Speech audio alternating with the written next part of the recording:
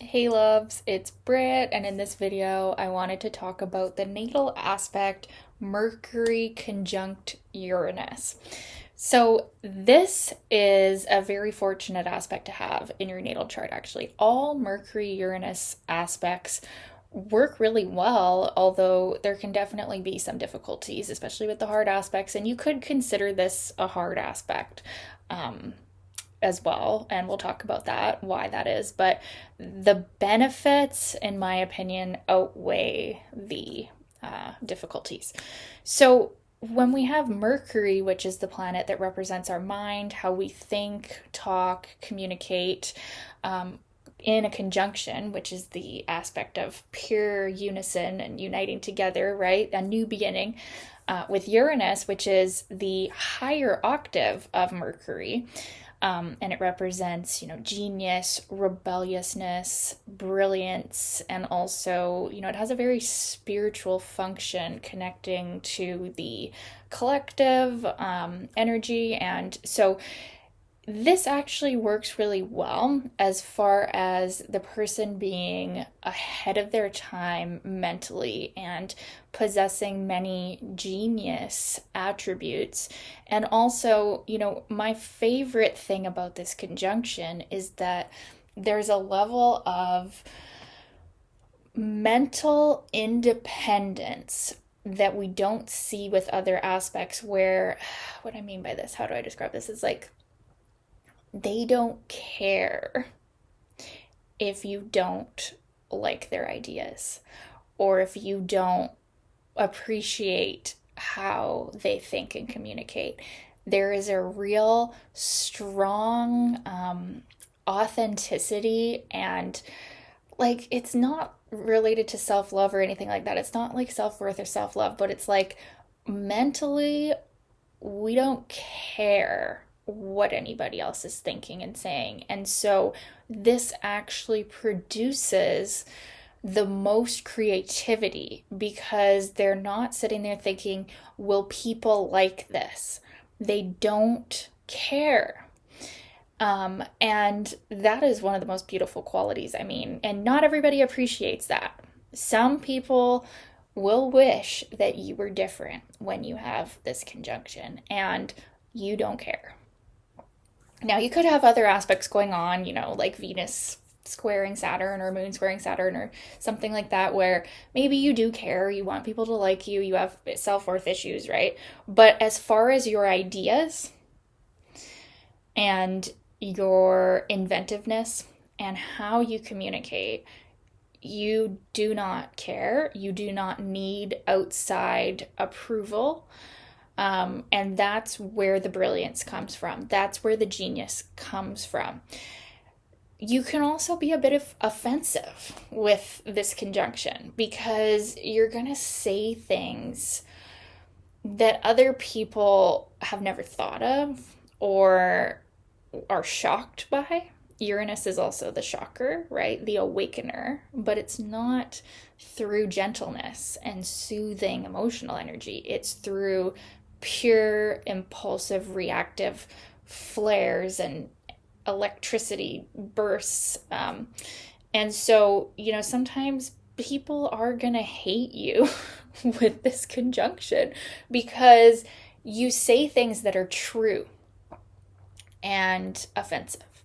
So it might be good advice though that like you can work on your delivery being more tactful, or if you don't have any water signs, working on developing emotional intelligence and an ability to like just say things in a way that's not hurtful, because sometimes with these conjunctions to Mercury or one like this, you can be overly blunt, and not that you're not right, you're often mostly always going to be right because you're connected to truth and intuition, that goes beyond just logic, although you can also be very scientifically minded as well. So it's like you can have both here. You can have this like spiritual, intuitive intuition, but it's claircognizance when we're talking Mercury Uranus. It's not sensitivity to feeling and empathy and feeling something in our body. It's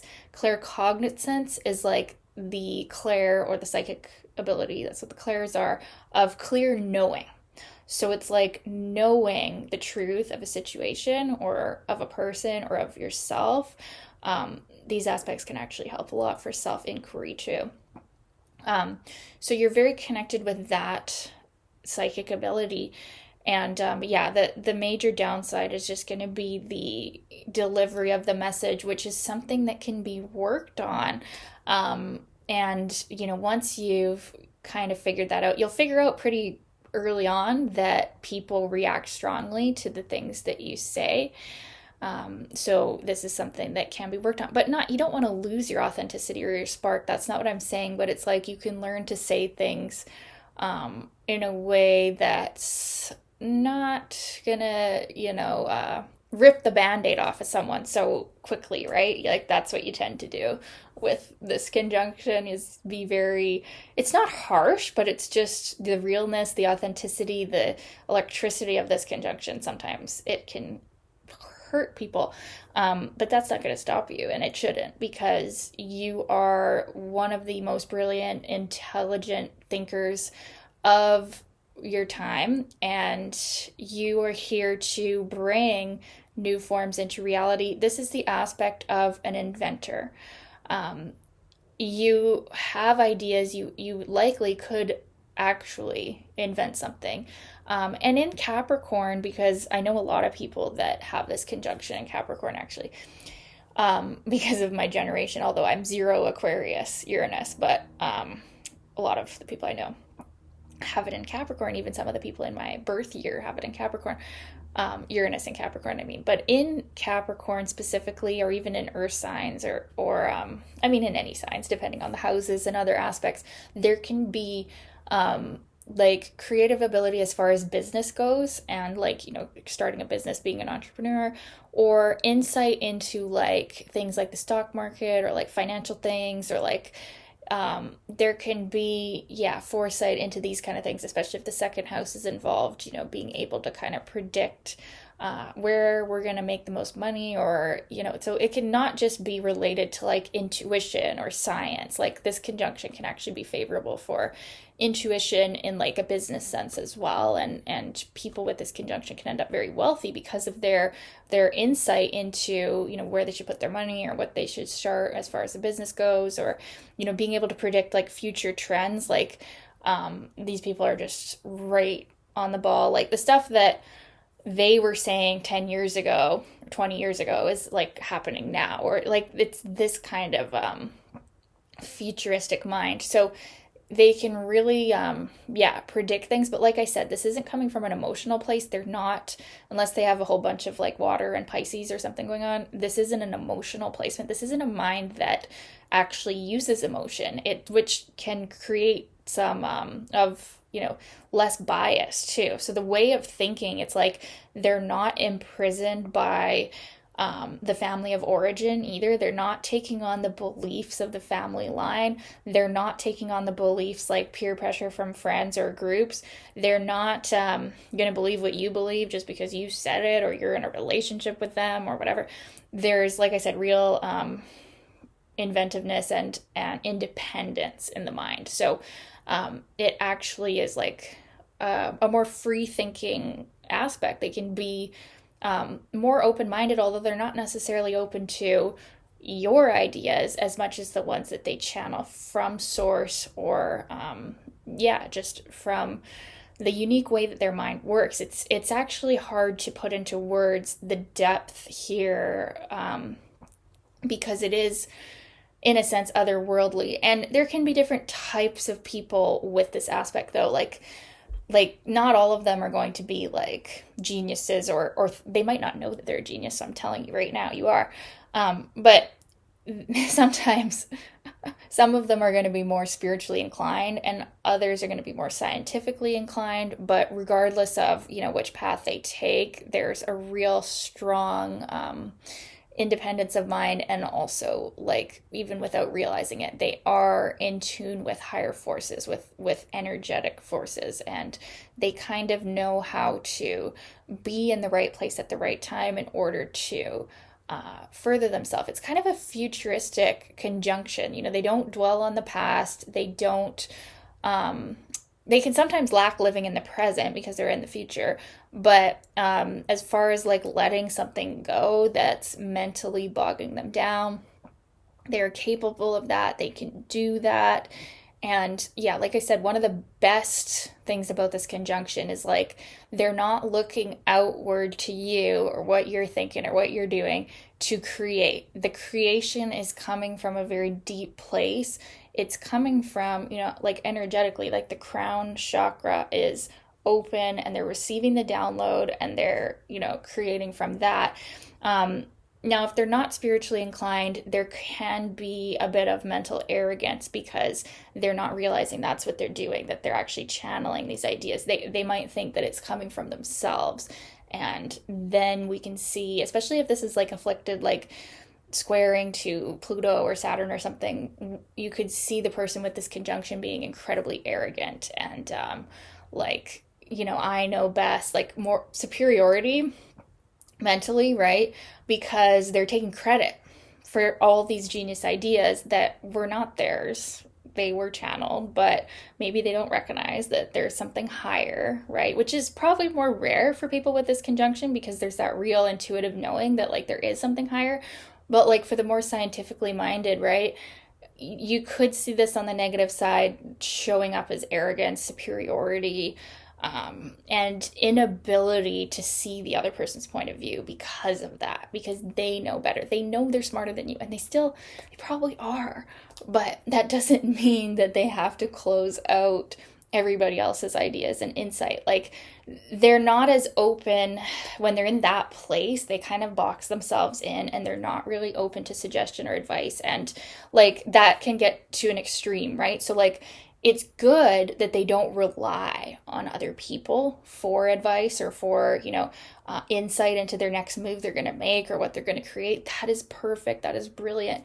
But when they don't ever ask for any advice at all, and if they're really off course and they're not open to anybody saying anything to them, that's when this can become negative. And I would say that that is more rare, but I always like to talk about every possibility of the aspects, right? I like to talk about the darkest darkness of an aspect and, you know, what kind of criminal, you know, psychopath stuff we can get from an aspect.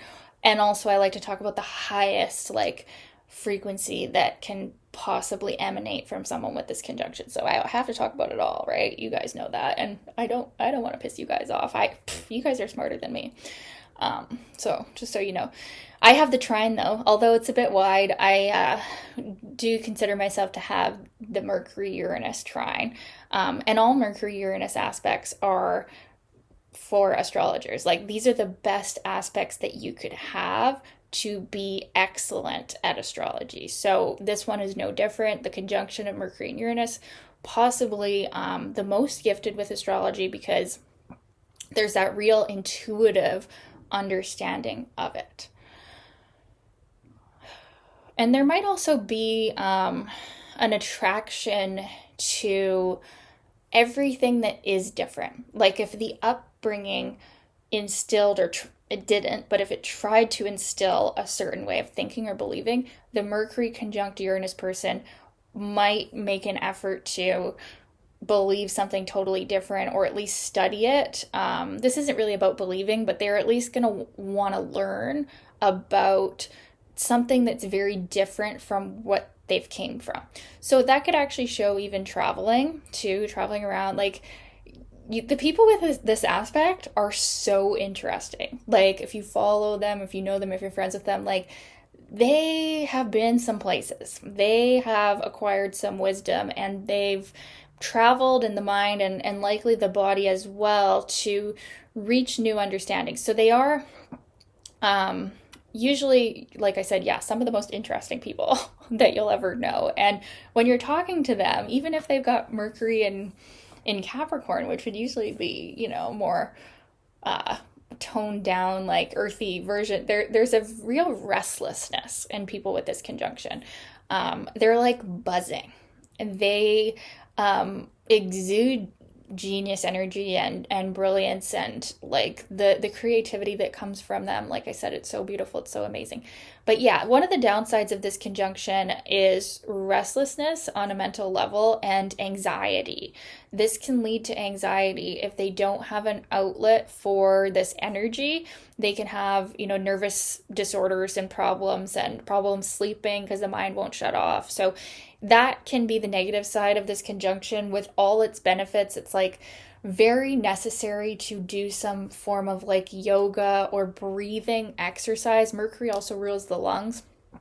So anything to do with the breathing, like meditation, can really help ground this conjunction, because they can be lacking grounding and gonna be flying off everywhere, like literally levitating in their energy. So something to ground, a grounding practice, a breathing exercise, meditation, these are all great things. And then also, they're gonna find when they're in meditation or doing the breathing exercise or the yoga or whatever, the genius downloads are going to come in, what they need to invent next, what their soul is guiding them to next. Like, it's really going to open up even more of the benefits of this conjunction by doing some sort of exercise like that. So yeah, I'd love to know your experience of this aspect. If you have it, or you know someone who has it, you're with someone that has it, I'd love to know how it's been for you, and sending you all the love. Thank you for requesting this, you guys. I think a few people requested this. You guys asked if this was similar to Mars conjunct Uranus, and I said no, because I feel like it's